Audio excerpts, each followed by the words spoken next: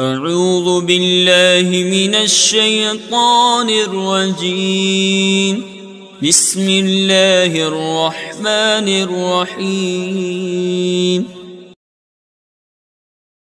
عزیز طلباء، السلام علیکم ورحمۃ اللہ وبرکاتہ۔ میں محمد ناصر حسین مصباحی، استاد دارالعلوم غریب نواز الہ آباد سے جماعت رابعہ کے تمام طلباء سے مخاطب ہوں۔ آج کے دن جیسا کہ آپ جانتے ہیں کہ 10 جنوری 2021 کی تاریخ ہے اور معمول کے مطابق آپ کے نصاب کی کتاب شرح بقایا کے نئے سبق کی شروعات ہونے جا رہی ہے۔ ہمیں پوری طرح یقین ہے کہ آپ سبھی طلباء ہدایت کے مطابق اپنی اپنی کتابوں کے ساتھ موجود ہوں گے اور آنے والے سبق کی عبارت کو بغور پڑھ کر پھر سبق کے ترجمے، مطالب اور تشریحات کے ساتھ ما لہ ما علیہ کو بغور سماعت کریں گے، تکرار کریں گے، اعادہ کریں گے اور اپنی تعلیمی زندگی کی ذمہ داریوں سے ہمکنار ہوں گے۔ آپ جیسا کہ جانتے ہیں کہ اس سے پہلے جو آپ نے کل پڑھا ہے سبق، وہ سبق اس بات سے متعلق تھا کہ معقول اللحم جانور کے جوٹھے میں یا اس کے پسینے میں اور غیر معقول اللحم جانور کے جوٹھے یا اس کے پسینے میں کوئی فرق نہیں ہونا چاہیے، یہ اعتراض کیا تھا۔ جبکہ اس سے پہلے مصنف نے بتایا تھا کہ بعض جانوروں کا جو معقول اللحم ہے ان کا جوٹھا پسینہ پاک ہوتا ہے اور جوٹھے پر ہی پسینے کا قیاس کرتے ہوئے جن کا جوٹھا پاک ہوگا ان کا پسینہ بھی پاک ہوگا اور جن کا جوٹھا ناپاک ہوگا ان کا پسینہ بھی ناپاک ہوگا، یہ مصنف نے فرمایا تھا۔ اس پر اعتراض یہ کیا تھا کہ صاحب ایسا فرق نہیں ہونا چاہیے کہ بعض معقول اللحم جانور جن کا جوٹھا پاک ہے اور پسینہ بھی پاک ہے اور بعض وہ جانور جو غیر معقول اللحم ہیں ان کا جوٹھا کبھی ناپاک ہے، کبھی نجس ہے اور کبھی جناب وہ مکروہ ہے یا مشکوک ہے، نہیں ہونا چاہیے، بلکہ دونوں کا جوٹھا اور پسینہ دونوں پاک ہونا چاہیے یا ناپاک ہونا چاہیے۔ کیونکہ اگر آپ یہ کہتے ہیں کہ یہ لعاب جو ہے اور پسینہ جو ہے دونوں گوشت کی پیداوار ہے اور گوشت کی پیداوار جو ہے اگر ہوتی ہے، گوشت سے پیداوار اگر جوٹھے اور پسینے کی ہوتی ہے تو گوشت کا اعتبار کرنے کی شکل میں ہم یہ دیکھتے ہیں کہ وہ جانور جو معقول اللحم ہے اور وہ جانور جو غیر معقول اللحم ہے، یعنی جن کا شرعاً کھانا حلال ہے اور جن کا شرعاً کھانا حلال نہیں ہے، دونوں جانور کا گوشت پاک ہے۔ کیونکہ آپ جانتے ہیں کہ اگر غیر معقول اللحم جانور کو اگر ذبح کر دیے جائے ذبح شرعی سے تو اس کا گوشت پاک ہو جاتا ہے۔ تو ایسی شکل میں تو ہونا ہی چاہیے کہ غیر معقول اللحم جانور کا اور معقول اللحم جانور دونوں کا جوٹھا اور پسینہ بھی پاک و صاف ہونا چاہیے، تو گوشت کے اعتبار سے۔ اور اگر آپ اس بات کا اعتبار کرتے ہیں کہ نہیں صاحب وہ گوشت چونکہ دم مسفوح سے ملا ہوا ہے اور دم نجس سے ملنے کی وجہ سے اس کا جوٹھا ناپاک ہے یا پاک ہے، تو ہم یہ کہیں گے آپ سے کہ جناب اس معاملے میں بھی معقول اللحم جانور ہو یا غیر معقول اللحم جانور ہو، دونوں کی حالت و صفت ایک ہے۔ کیونکہ جس طرح دم نجس کتے کے اندر کہ جسم کے گوشت کے اندر ملا ہوتا ہے اور دم مصفوح ملا ہوتا ہے، اسی طرح بکری اور گائے بھینس کے گوشت کے اندر بھی دم نجس ملا ہوتا ہے، جو ذبح شرعی کے بعد وہ نکل کر باہر پاک و صاف ہوتا ہے۔ تو اس معاملے میں دیکھا جائے تو سارے کے سارے جوٹھے، چاہے وہ معقول اللحم جانور کا جوٹھا اور پسینہ ہو، چاہے غیر معقول اللحم جانور کا جوٹھا اور پسینہ ہو، دونوں کے دونوں جوٹھے کو ناپاک ہونا چاہیے۔ یہ اعتراض کیا گیا تھا جو میں نے کل آپ کو بتایا تھا، آج اس کا پھر اعادہ کرتے ہوئے اب اس کا جواب ملاحظہ فرمائیے، جو آج دے رہے ہیں مصنف، کہ قلنا، ہم جواب دیں گے۔ اب جواب میں کیا فرما رہے ہیں کہ پہلی بات تو آپ یہ یاد رکھیے اچھی طرح سے، الحرمت اذا لم تکن للکرامت، حرمت اگر کرامت کی بنیاد پر نہ ہو۔ اس جملے کو آپ یاد رکھیں کہ کسی بھی چیز کی حرمت یعنی اس کا حرام ہونا، نجس ہونا یا ناجائز ہونا کرامتن نہ ہو، شرافتن نہ ہو، عزتن نہ ہو، ہے نا۔ اب سوال یہ پیدا ہوتا ہے کہ کرامتن کی بات کیوں کہی مصنف نے، کہ کرامت کی وجہ سے حرام ہے وہ چیز؟ اگر ایسا نہ ہو، یعنی یہ وہاں پر نہ کہا جائے کہ یہ چیز حرام ہے کرامت و شرافت اور عزت کی بنیاد پر، ہے نا، تو یہ بات کہنا آیت للنجاست، یہ اس بات کی علامت ہے کہ یہ چیز ناپاک ہے، یعنی یہ بات آیت النجاست میں آتی ہے، یعنی فإنہا آیت النجاست، تو یہ ناپاک ہونے کی علامت ہے، نجس ہونے کی پہچان ہے۔ نہیں سمجھا آپ نے؟ اب للکرامت پر ایک سوال یہ پیدا ہوتا ہے کہ کرامت کی بنیاد پر حرام نہ ہونے کا مطلب کیا ہے؟ کہا یہ کرامت یہ بطور احتراز کہا گیا، اور احتراز کس بات سے کیا گیا ہے؟ بچاؤ کس بات سے کیا گیا ہے؟ مانع کس بات سے کیا گیا ہے؟ کہا منع اس بات سے کیا گیا ہے کہ حضرت بنی نوع انسان کا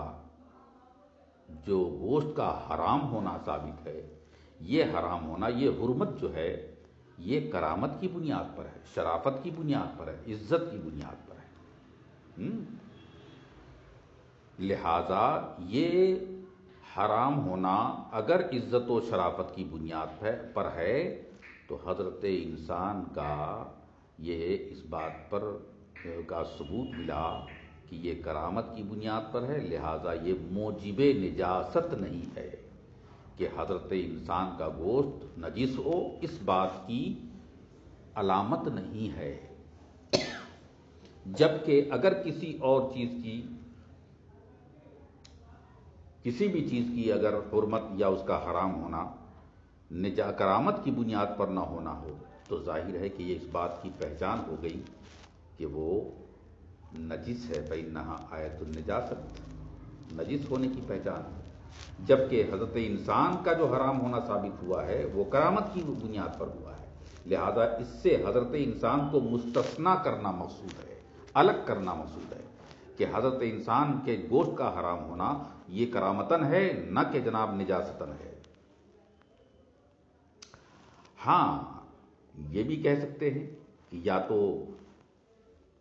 الحرمت اذا لم تکن للکرامت کے بجائے یہ کہا جائے الحرمت اذا لم تکن للضرر یا للمضرت،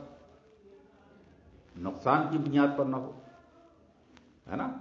اب جیسے مٹی کھانا ہے، مکھی کھانا ہے، تو یہ مٹی کھا لینا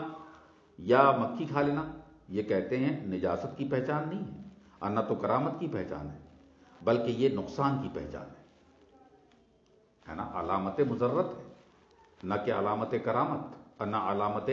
نجاست ہے یہ۔ تو کسی چیز کا حرام ہونا اگر کرامتن نہ ہو، آپ اس کو یاد رکھیں، کسی چیز کا حرام ہونا اگر کرامتن نہ ہو، شرافتن نہ ہو، فإنہا آیت النجاست، تو یہ اس بات کا ثبوت ہے کہ یہ نجاست اس کے نجس ہونے کی علامت ہے، پہچان ہے، ثبوت ہے، لیکن فیہ شبہۃ، اس کے آگے فرماتے ہیں لیکن فیہ شبہۃ، یہ جواب دے رہے ہیں اسی کا جو ابھی اوپر ابھی جواب گزرا ہے آج سے پہلے۔ آپ نے تمہید کا یہ پہلا جملہ یاد کر لیا کہ جو چیز اگر حرام ہے تو حرام ہوگی کرامتاً یا نجاستاً، تو دو حالت معلوم ہو گئی۔ اگر کرامتاً حرام ہے نا، تو حضرت انسان ہے، وہ نجس ہونے کی پہچان نہیں ہے، لیکن اگر کرامتاً حرام نہیں ہے تو یہ اس بات کی علامت ہے کہ وہ نجاست کی بنیاد پہ حرام ہے نا۔ اب نجاست کی بنیاد پر جب حرام ہے تو اب سوال یہ ہے کہ نجاست کیسی ہے، اس کے اندر اس بارے میں شبہ ہے، کس وجہ سے نجاست پیدا ہوئی اس بارے میں شبہ ہے، اور اسی شبہے کا جب ازالہ کریں گے تو ہر معترض کو جواب اس کا مل جائے گا جو انہوں نے اعتراض کیا کہ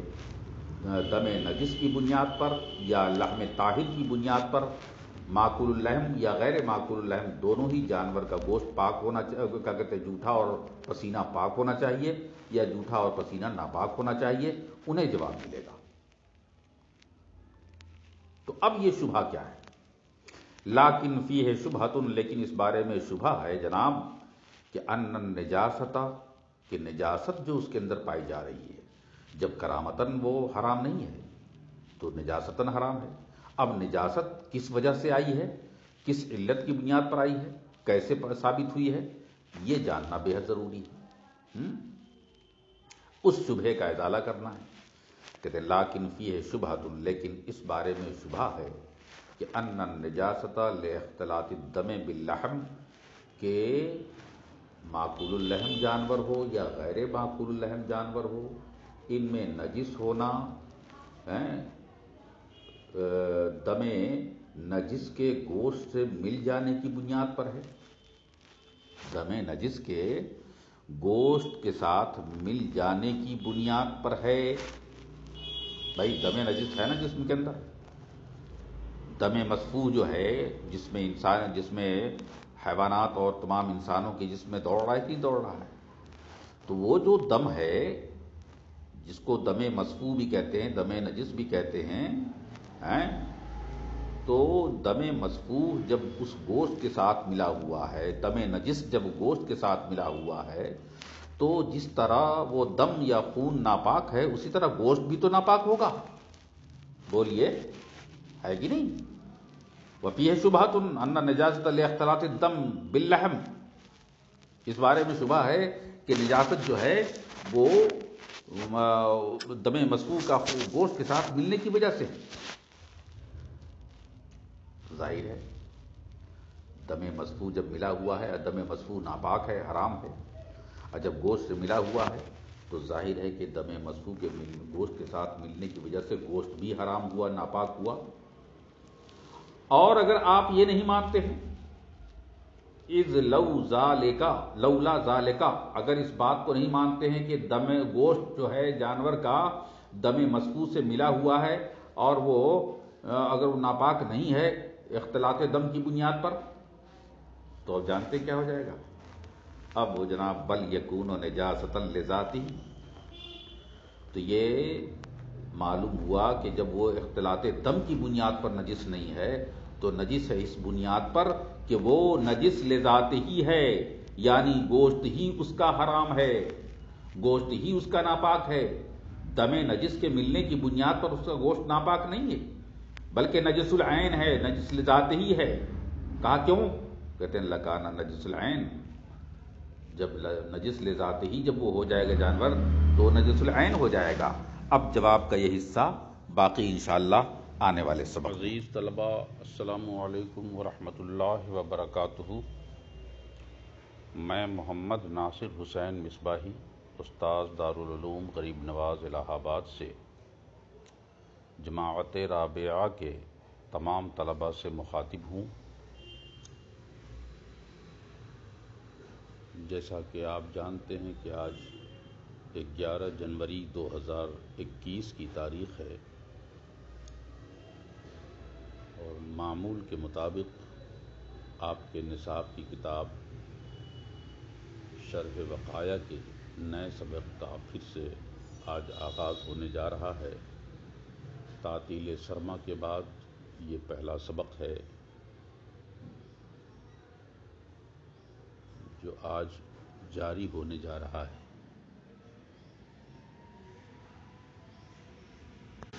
ہمیں یقین ہے کہ آپ تمام طلباء اپنی اپنی کتابوں کے ساتھ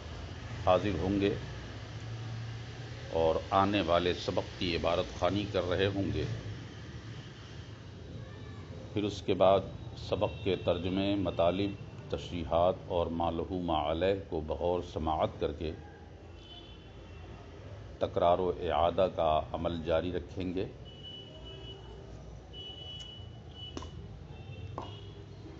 اور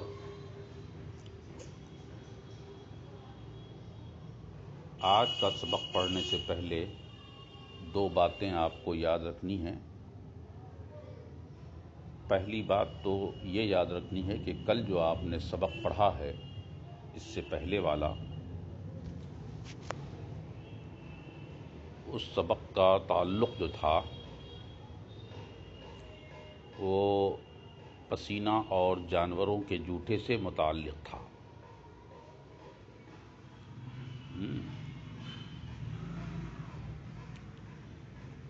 کہ پسینہ اور جوٹھا دونوں جانوروں کی بنیاد پر، جانوروں کے مسائل و احکام کی بنیاد پر پسینے اور جوٹھے کا حکم بھی مختلف ہوتا ہے۔ یعنی جن جانوروں کا جوٹھا ناپاک ہوگا ان کا پسینہ بھی ناپاک ہوگا، اور جن جانوروں کا جوٹھا مکروہ ہوگا پسینہ بھی مکروہ ہوگا، اور جن جانوروں کا جوٹھا پاک ہوگا ان جانوروں کا پسینہ بھی پاک ہوگا۔ کیونکہ لعاب سے جوٹھا بنتا ہے اور لعاب اور پسینے کا حکم ایک ہی ہوتا ہے۔ لعاب چونکہ لعاب سے ہی جوٹھا بنتا ہے اور لعاب اور پسینے کا حکم شرعاً ایک ہوتا ہے، کیونکہ دونوں کے دونوں جو ہیں لعاب ہوں یا جوٹھے ہوں یہ سب گوشت سے پیدا ہوتے ہیں، لہٰذا گوشت کی بنیاد پر ان جوٹھے کو ناپاک یا پاک کہا جا سکتا ہے۔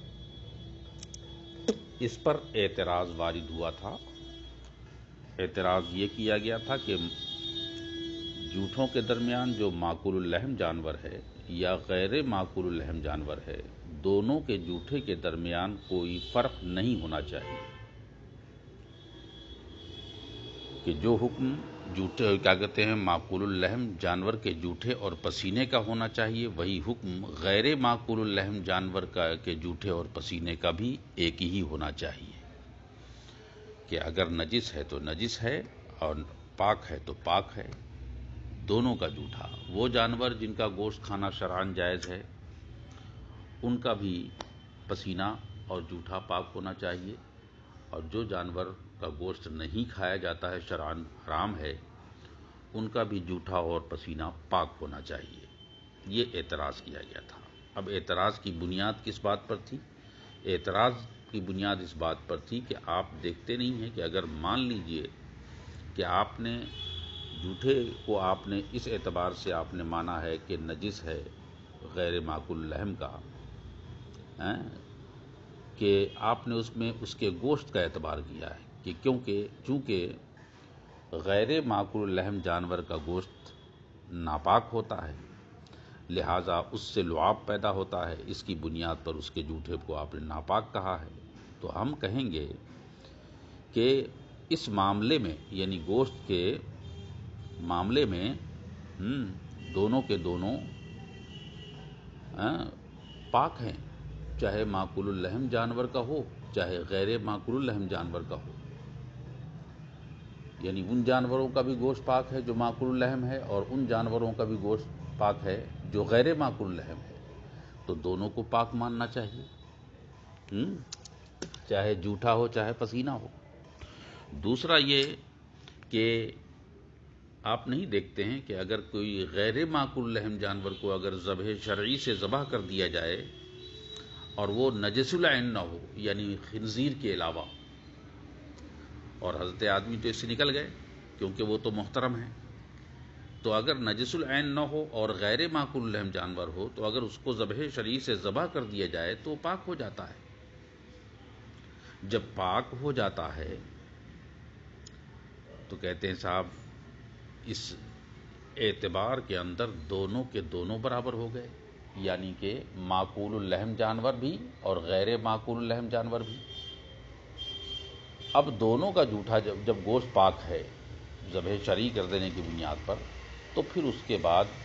اس کا جھوٹا اور پسینہ کیوں کر ناپاک ہو؟ جس طرح معقول الرحم جانور کا جھوٹا اور پسینہ پاک ہوا ہے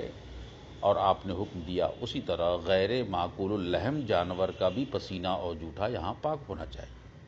یہ تو پہلا اعتبار ہو گیا کہ گوشت پاک ہے یا نہیں، اس اعتبار سے اگر آپ نے مانا ہے۔ دوسرا اعتبار یا تو اس لیے ہم اعتراض کر رہے ہیں کہ اگر آپ نے اس لیے مانا ہے کہ گوشت کا ہی اعتبار نہیں ہے بلکہ اس گوشت کے ساتھ غیر معقول الرحم جانور میں دم مسفوح ملا ہوا ہے، جس کو دم نجس بھی کہتے ہیں، ناپاک خون بھی کہتے ہیں، اس لیے ہم کہتے ہیں کہ وہ ناپاک ہے، اس لیے اس کا جھوٹا ناپاک ہے۔ اگر آپ اس اعتبار سے کہنا چاہتے ہیں کہ غیر معقول الرحم جانور کا جھوٹا اس لیے ناپاک ہے کیونکہ اس کا گوشت جو ہے دم نجس سے، دم مسفوح سے اور بہنے والے خون سے وہ ملا ہوا ہے، اس اعتبار سے آپ نے اعتراض کیا، کیا کہتے ہیں کہ آپ نے حکم لگایا ہے کہ وہ ناپاک ہے اس کا جھوٹا اور پسینہ، تو ہم کہیں گے کہ معقول الرحم اور غیر معقول الرحم دونوں کے دونوں جانور اس معاملے میں بھی برابر ہیں، کیونکہ بھئی ہر وہ جانور جو معقول الرحم ہو، چاہے وہ جانور جو غیر معقول الرحم ہو، دونوں کے اندر دم نجس دوڑ رہے ہوتے ہیں، تو دونوں کے ناپاک ہونے چاہیے، ہے نا؟ جبکہ آپ نے یہ کہا ہے کہ کیا کہتے ہیں غیر معقول الرحم جانور کا پسینہ اور جھوٹا پاک ہوتا ہے،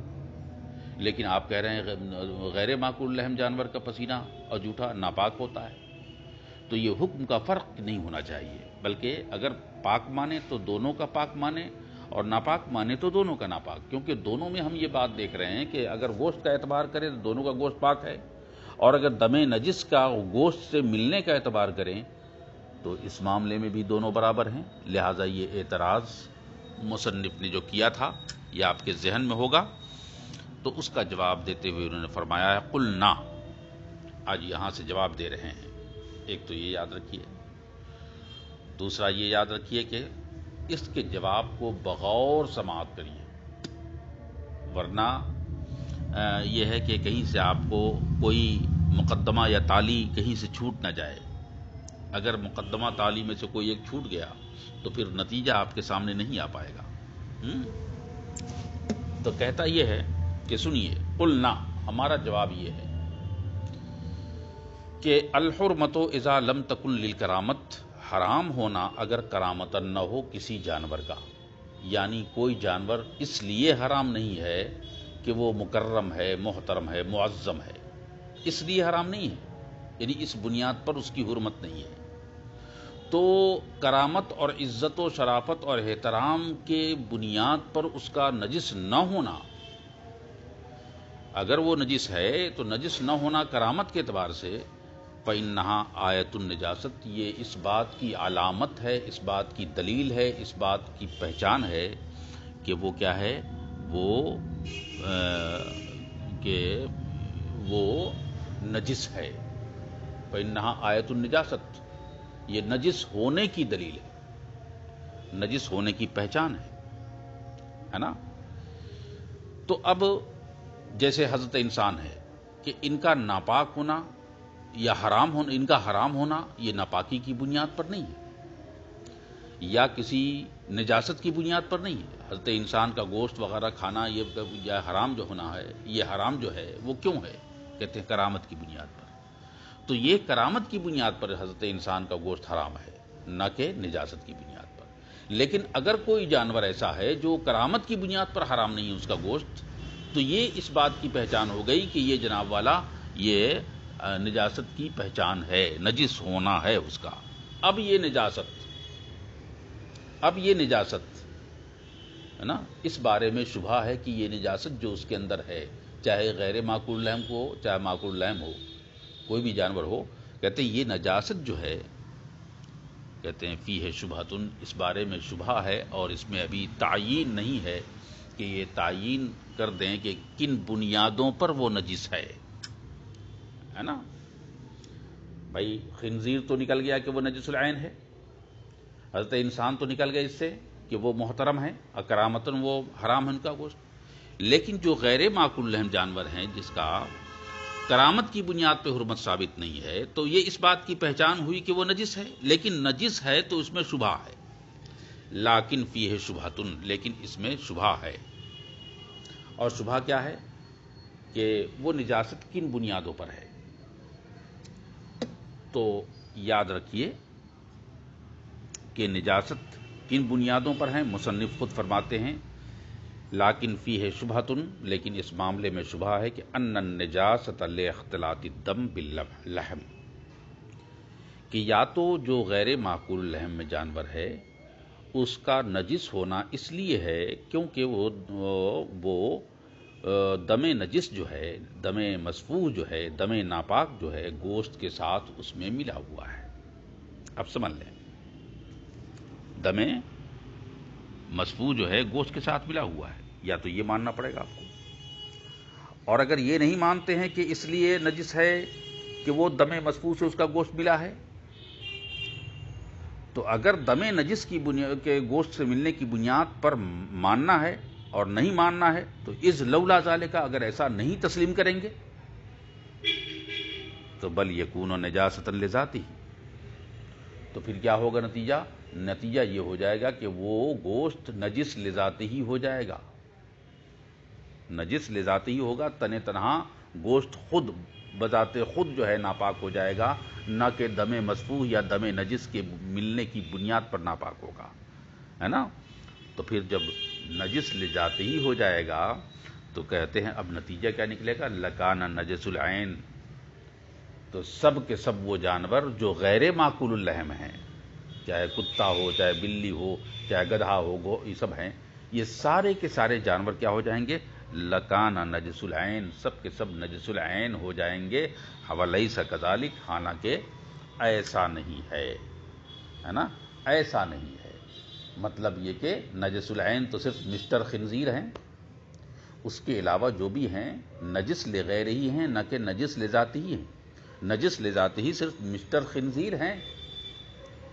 تو کہتے ہیں کہ یہ آپ کو ماننا پڑے گا، اختلاط دم باللحم کی بنیاد پر ہم نے غیر معقول الرحم کو نجس مانا ہے نا۔ تو ایک شبہ تو یہ ہے۔ اب ایک شبہ صرف یہ کافی نہیں ہے کہ آپ اس کی بنیاد پر کسی کو ناپاک کہہ دیں یا مکروہ کہہ دیں یا ناجائز کہہ دیں، غیر مباح کہہ دیں یا مشکوک کہہ دیں، تو اب نجس لذاتی ہی نہیں رہا یہ، تو اب ماننا پڑے گا کہ یہ جو جانور ہیں جو کیا کہتے ہیں کہ نجس ہیں، ان میں اختلاط دم کی بنیاد پر ہے۔ بات یہیں پر روکتے ہیں، اس کے بعد یہ سلسلہ انشاءاللہ اگلے سبق میں آگے بڑھے گا۔ السلام علیکم ورحمۃ اللہ وبرکاتہ۔ میں محمد ناصر حسین مصباحی، استاذ دارالعلوم غریب نواز الہ آباد سے جماعت رابعہ کے تمام طلباء سے مخاطب ہوں۔ جیسا کہ آپ جانتے ہیں کہ آج 11 جنوری 2021 کی تاریخ ہے، اور معمول کے مطابق آپ کے نصاب کی کتاب شرح وقایہ کے نئے سبق کا پھر سے آج آغاز ہونے جا رہا ہے۔ تعطیل سرما کے بعد یہ پہلا سبق ہے جو آج جاری ہونے جا رہا ہے۔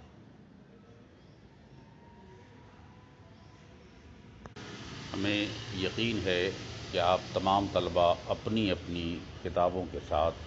حاضر ہوں گے اور آنے والے سبق کی عبارت خوانی کر رہے ہوں گے. پھر اس کے بعد سبق کے ترجمے، مطالب، تشریحات اور ما لہ ما علیہ کو بغور سماعت کر کے تکرار و اعادہ کا عمل جاری رکھیں گے.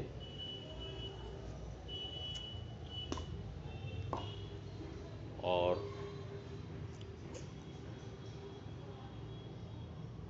آج کا سبق پڑھنے سے پہلے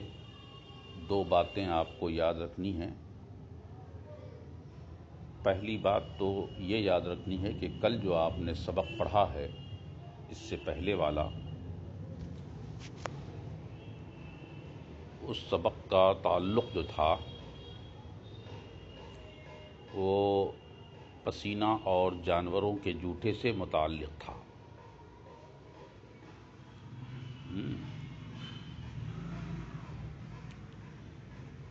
کہ پسینہ اور جوٹھا دونوں جانوروں کی بنیاد پر، جانوروں کے مسائل و احکام کی بنیاد پر پسینے اور جوٹھے کا حکم بھی مختلف ہوتا ہے. یعنی جن جانوروں کا جوٹھا ناپاک ہوگا ان کا پسینہ بھی ناپاک ہوگا، اور جن جانوروں کا جوٹھا مکروہ ہوگا پسینہ بھی مکروہ ہوگا، اور جن جانوروں کا جوٹھا پاک ہوگا ان جانوروں کا پسینہ بھی پاک ہوگا. کیونکہ لعاب سے جوٹھا بنتا ہے اور لعاب اور پسینے کا حکم ایک ہی ہوتا ہے. چونکہ لعاب سے ہی جوٹھا بنتا ہے اور لعاب اور پسینے کا حکم شرعاً ایک ہوتا ہے، کیونکہ دونوں کے دونوں جو ہیں لعاب ہوں یا جوٹھے ہوں یہ سب گوشت سے پیدا ہوتے ہیں. لہذا گوشت کی بنیاد پر ان جوٹھے کو ناپاک یا پاک کہا جا سکتا ہے. اس پر اعتراض وارد ہوا تھا. اعتراض یہ کیا گیا تھا کہ جوٹھوں کے درمیان جو معقول اللحم جانور ہے یا غیر معقول اللحم جانور ہے، دونوں کے جوٹھے کے درمیان کوئی فرق نہیں ہونا چاہیے.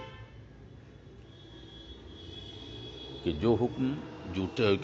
معقول اللحم جانور کے جوٹھے اور پسینے کا ہونا چاہیے، وہی حکم غیر معقول اللحم جانور کے جوٹھے اور پسینے کا بھی ایک ہی ہونا چاہیے. کہ اگر نجس ہے تو نجس ہے اور پاک ہے تو پاک ہے. دونوں کا جوٹھا، وہ جانور جن کا گوشت کھانا شرعاً جائز ہے ان کا بھی پسینہ اور جوٹھا پاک ہونا چاہیے، اور جو جانور کا گوشت نہیں کھایا جاتا ہے، شرعاً حرام ہے، ان کا بھی جوٹھا اور پسینہ پاک ہونا چاہیے. یہ اعتراض کیا گیا تھا. اب اعتراض کی بنیاد کس بات پر تھی؟ اعتراض کی بنیاد اس بات پر تھی کہ آپ دیکھتے نہیں ہیں کہ اگر مان لیجئے کہ آپ نے جوٹھے کو آپ نے اس اعتبار سے آپ نے مانا ہے کہ نجس ہے غیر معقول اللحم کا، کہ آپ نے اس میں اس کے گوشت کا اعتبار کیا ہے کہ چونکہ غیر معقول اللحم جانور کا گوشت ناپاک ہوتا ہے،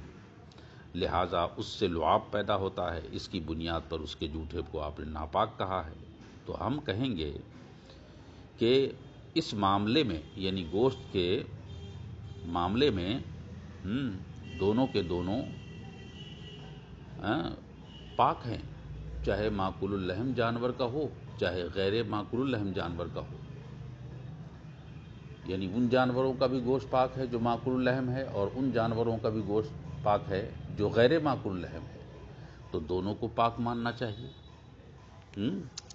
چاہے جوٹھا ہو چاہے پسینہ ہو. دوسرا یہ کہ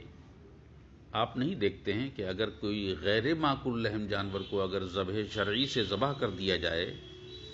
اور وہ نجس العین نہ ہو، یعنی خنزیر کے علاوہ، اور حضرت آدمی تو اس سے نکل گئے کیونکہ وہ تو محترم ہیں، تو اگر نجس العین نہ ہو اور غیر معقول اللحم جانور ہو تو اگر اس کو ذبح شرعی سے ذبح کر دیا جائے تو پاک ہو جاتا ہے. جب پاک ہو جاتا ہے تو کہتے ہیں صاحب اس اعتبار کے اندر دونوں کے دونوں برابر ہو گئے، یعنی کہ معقول اللحم جانور بھی اور غیر معقول اللحم جانور بھی۔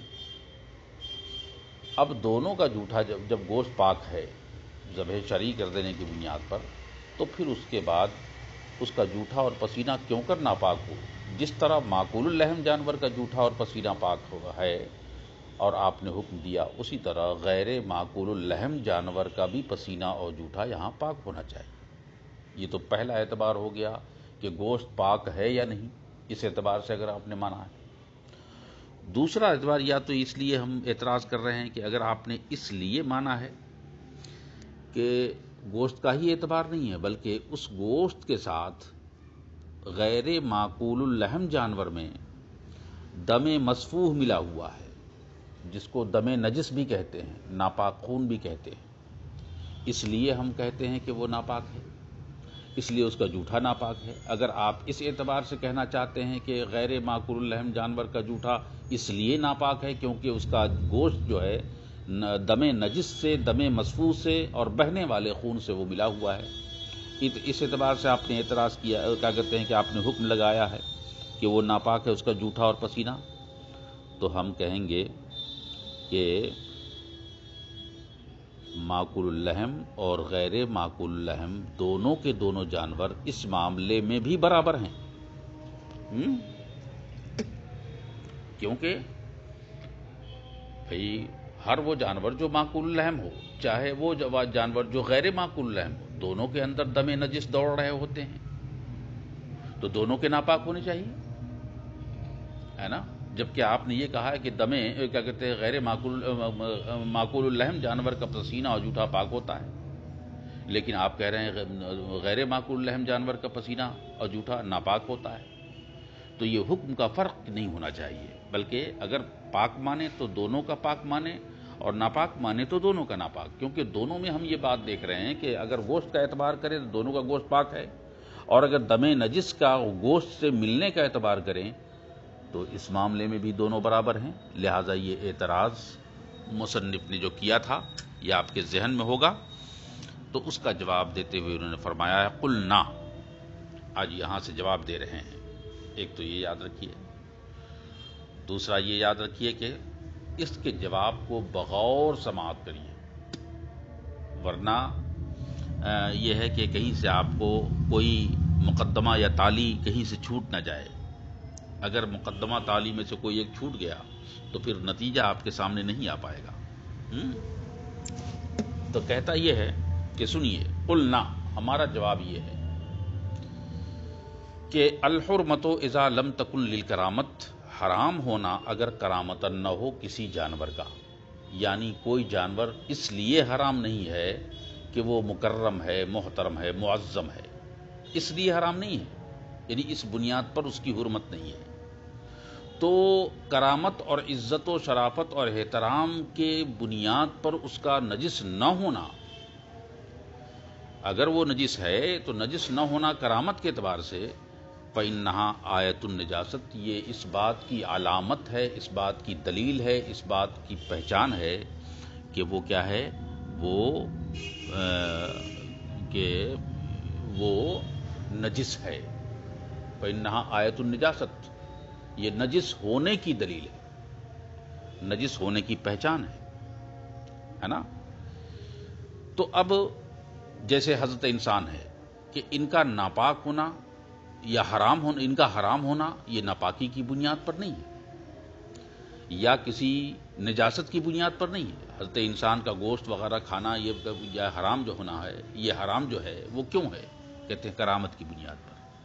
تو یہ کرامت کی بنیاد پر حضرت انسان کا گوشت حرام ہے، نہ کہ نجاست کی بنیاد پر۔ لیکن اگر کوئی جانور ایسا ہے جو کرامت کی بنیاد پر حرام نہیں ہے اس کا گوشت، تو یہ اس بات کی پہچان ہو گئی کہ یہ جناب والا یہ نجاست کی پہچان ہے، نجس ہونا ہے اس کا۔ اب یہ نجاست ہے نا، اس بارے میں شبہ ہے کہ یہ نجاست جو اس کے اندر ہے، چاہے غیر معقول اللحم ہو چاہے معقول اللحم ہو، کوئی بھی جانور ہو، کہتے ہیں یہ نجاست جو ہے، کہتے ہیں فیہ شبہۃ، اس بارے میں شبہ ہے اور اس میں ابھی تعیین نہیں ہے کہ یہ تعین کر دیں کہ کن بنیادوں پر وہ نجس ہے نا؟ بھائی خنزیر تو نکل گیا کہ وہ نجس العین ہے، حضرت انسان تو نکل گیا اس سے کہ وہ محترم ہے، اکرامتن وہ حرام ہے ان کا گوشت، لیکن جو غیر معقول الرحم جانور ہیں جس کا کرامت کی بنیاد پہ حرمت ثابت نہیں ہے، تو یہ اس بات کی پہچان ہوئی کہ وہ نجس ہے، لیکن نجس ہے تو اس میں شبہ ہے، لیکن فیہ شبہتن، لیکن اس میں شبہ ہے، اور شبہ کیا ہے کہ وہ نجاست کن بنیادوں پر ہے؟ تو یاد رکھیے کہ نجاست کن بنیادوں پر ہیں، مصنف خود فرماتے ہیں لیکن فیہ شبہتن، لیکن اس معاملے میں شبہ ہے کہ ان النجاست لاختلاط الدم باللحم، کہ یا تو جو غیر معقول الرحم میں جانور ہے اس کا نجس ہونا اس لیے ہے کیونکہ وہ دم نجس جو ہے، دم مسفوح جو ہے، دم ناپاک جو ہے گوشت کے ساتھ اس میں ملا ہوا ہے۔ اب سمجھ لیں، دم مسفوح جو ہے گوشت کے ساتھ ملا ہوا ہے، یا تو یہ ماننا پڑے گا آپ کو، اور اگر یہ نہیں مانتے ہیں کہ اس لیے نجس ہے کہ وہ دم مسفوح سے اس کا گوشت ملا ہے، تو اگر دم نجس کی بنیاد کے گوشت سے ملنے کی بنیاد پر ماننا ہے اور نہیں ماننا ہے، تو از لولا ذالک، اگر ایسا نہیں تسلیم کریں گے تو بل یکون نجاستن لذاتی، تو پھر کیا ہوگا نتیجہ یہ ہو جائے گا کہ وہ گوشت نجس لذاتی ہی ہو جائے گا، نجس لذاتی ہی ہوگا، تنہا گوشت خود بذات خود جو ہے ناپاک ہو جائے گا، نہ کہ دم مسفوح یا دم نجس کے ملنے کی بنیاد پر ناپاک ہوگا، ہے نا؟ تو پھر جب نجس لذاتی ہی ہو جائے گا تو کہتے ہیں اب نتیجہ کیا نکلے گا؟ لکان نجس العین، تو سب کے سب وہ جانور جو غیر معقول الرحم ہیں، چاہے کتا ہو، چاہے بلی ہو، چاہے گدھا ہو، یہ سب ہیں، یہ سارے کے سارے جانور کیا ہو جائیں گے؟ لکان نجس العین، سب کے سب نجس العین ہو جائیں گے، ولیس کذالک، حالانکہ ایسا نہیں ہے نا؟ ایسا نہیں ہے،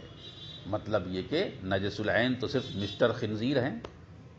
اس کے علاوہ جو بھی ہیں نجس لغیر ہی ہیں، نہ کہ نجس لذاتی ہی ہیں، نجس لذاتی ہی صرف مسٹر خنزیر ہیں، تو کہتے ہیں کہ یہ آپ کو ماننا پڑے گا، اختلاط دم باللحم کی بنیاد پر ہم نے غیر معقول الرحم کو نجس مانا ہے نا؟ تو ایک شبہ تو یہ ہے۔ اب ایک شبہ صرف یہ کافی نہیں ہے کہ آپ اس کی بنیاد پر کسی کو ناپاک کہہ دیں یا مکروہ کہہ دیں یا ناجائز کہہ دیں، غیر مباح کہہ دیں یا مشکوک کہہ دیں، تو اب نجس لذاتی ہی نہیں رہا یہ، تو اب ماننا پڑے گا کہ یہ جو جانور ہیں جو کیا کہتے ہیں کہ نجس ہیں، ان میں اختلاط دم کی بنیاد پر ہے۔ بات یہیں پر روکتے ہیں، اس کے بعد یہ سلسلہ